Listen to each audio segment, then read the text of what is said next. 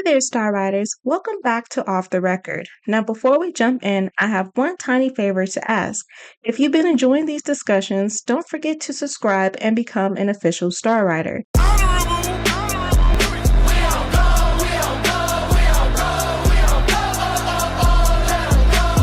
It generally supports the channel, helps these videos reach more people, and lets me keep creating the kinds of conversations we don't always get to have.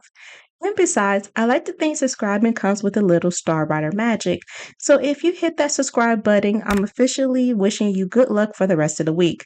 I can't promise you win the lottery, but I can promise you have another off the record video along with another video or episode waiting for you that you'll love. In my previous videos, part one of this off the record video, we started unpacking one of the biggest questions I've ever asked on this channel. How does media teaches us who gets to be desired? We talked about romantic desirability, we talked about emotional framing, and we used two of my biggest fictional crushes, Prince Naveen and Prince Zuko, to show how stories intentionally guide audiences toward certain characters.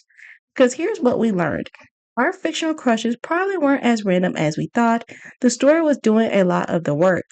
Today, I want to take that conversation one step further, because once we understand how stories create desirability, the next question becomes who actually receives that treatment, and that's where today's conversation begins.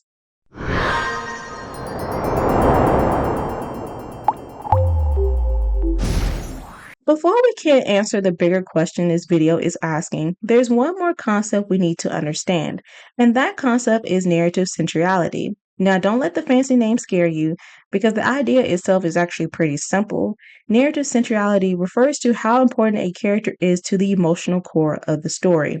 Not how much screen time they have, not how many lines they speak, not even whether they're technically the main character. I'm talking about emotional importance. Because not all characters are centered equally. Some characters become the emotional forefront of the story, where the story constantly returns to their feelings, their dreams, their heartbreak, their relationships, their happiness, their healing. The audience is repeatedly reminded that their emotional journey matters. Then there are characters who are absolutely essential, but whose emotional worlds aren't explored with the same depth. Characters who support everyone else's dream, who solve problems, who move the story forward, and characters audiences generally love, but whose inner world aren't where the narrative spends most of its emotional energy. And that's an important distinction, because a character can be visible without being emotionally centered. Princess Kida is actually a good example to use when speaking about narrative centrality. And honestly, I don't think enough people talk about her. And if you never seen Atlantis movie, The Lost Empire, like I did, Princess Kida is the princess of Atlantis. She lived in this ancient civilization for thousands of years. She's incredibly intelligent, curious, fearless. She can fight, she can speak multiple languages, and she carries the responsibility of protecting an entire civilization. Without Kida, there is no Atlantis. Without Kida, there is no story. She's one of the most fascinating Disney heroines ever created. But here's what I noticed while doing my research on this movie. This movie may revolve around Atlantis, but emotionally it's told through Milo. We discover Atlantis when Milo discovers Atlantis. We become amazed by his beauty because Milo is amazed. We learn about Kida's world through his eyes. We watch his dream come true. And now that's not a criticism on the movie. I'm pretty sure everybody loved the Atlantis movie, and it's been acclaimed as one of Disney's most underrated films. I think it's a great example of narrative centrality because Kida is absolutely central to the plot. Yet Milo remains the emotional center of the audience's experience. His curiosity, his fears, his discoveries, his transformation. Audience is emotionally guided through him, and that's what narrative centrality really means. It's not about who matters, it's about whose emotional journey the audience is invited to experience. Now let's put everything together. We talked about romantic desirability, we talked about emotional framing, and now we talked about narrative centrality. And when you combine all three, a question starts to emerge. A question I think a lot of people have felt, even if they never had the language to describe it, which is why are Black boys and Black girls are so often written as lovable but not desirable.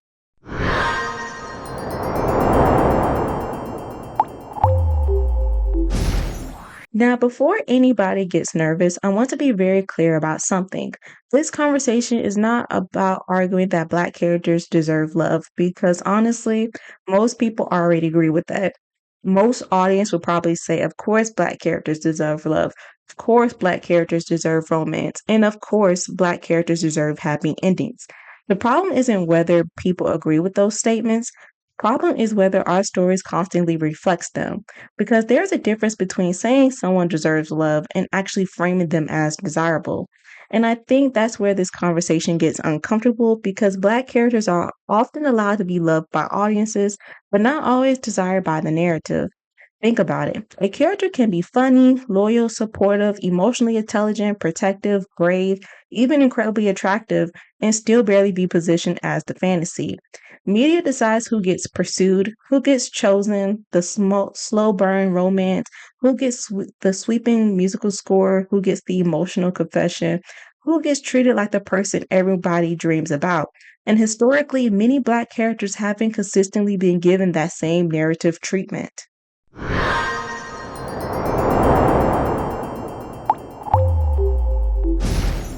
And honestly, I think Black girls, including myself when I was a young Black girl at a time, noticed this earlier than people realize. Maybe not consciously, maybe not in the way we could explain as kids, but we noticed it. Because representation isn't just being on screen, it's seeing someone who looks like you being desired. And take Princess Tiana. Love Tiana. She is one of my favorite Disney princesses. She's ambitious, she's hardworking, compassionate, funny.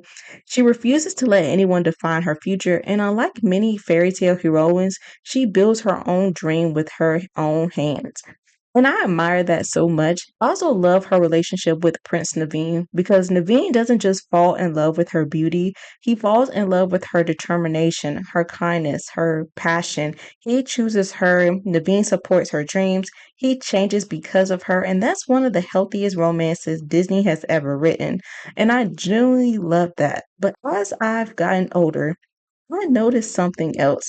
So much of Tiana's story revolves around responsibility, work, sacrifice, perseverance. She's constantly proving herself, constantly working, constantly earning her future. And while her romance is beautiful, it's developing alongside all those responsibilities. Now, that's not a criticism, if anything, it's one of the reasons I admire Tiana. But it's also made me wonder something. How often are Black heroines expected to carry strength and responsibility before they're allowed to simply exist as the romantic fantasy?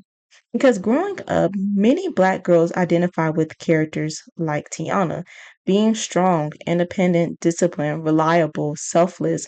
Those are beautiful qualities, but eventually you start noticing a pattern.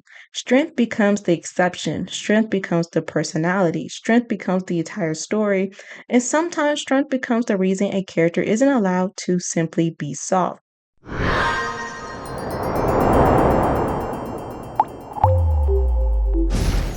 Now, let me be clear.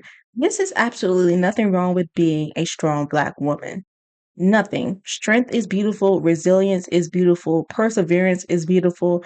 Problem isn't strength. The problem is when strength becomes the only thing a character is allowed to be. Because many Black female characters are written as the protector, the responsible one, the caregiver, the emotional support system, the dependable friend, the one everyone leans on. Rarely the emotional forefront of the story. Rarely the person somebody crosses worlds for, and rarely the person the narrative lingers on simply because they desire to be loved. And that's why I think this conversation resonates with so many Black girls, including myself at the time. Not because we dislike strong women, we love strong women, we are strong women. But strength shouldn't be the only way we're allowed to be beautiful. Sometimes we want to see girls who look like us being cherished, pursued, protected, romanticized, allowed to be vulnerable, allowed to be chosen. Not because we've earned it through endless sacrifice, but simply because we're worthy of love.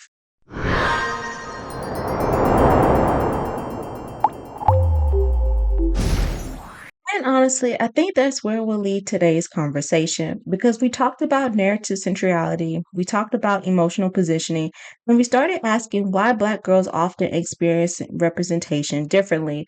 But there's still one piece of this conversation left because Black boys experience this pattern too, just in a different way. In part three, I'm going to talk about admiration versus romanticization, why childhood crushes reveal more than we realize, and how the stories we consume as children quietly shape our understanding of love, beauty, and worth. Because once you start asking who gets chosen in stories, you also start noticing who doesn't. And that's a conversation worth having. Until next time, let me know your thoughts on today's video because I would love to hear them. I love to talk about them with you.